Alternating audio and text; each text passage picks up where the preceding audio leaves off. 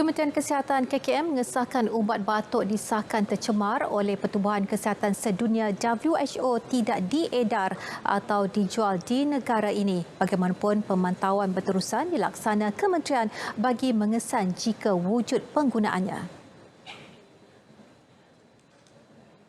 KKM menerusi kenyataan memaklumkan mengambil maklum amaran WHO mengenai kandungan bahan kimia melebihi had dalam ubat tersebut.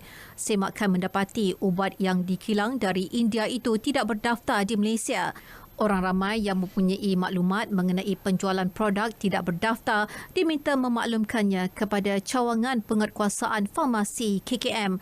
Mereka yang ada mengambil ubat tersebut juga diminta menghentikan penggunaannya serta-merta.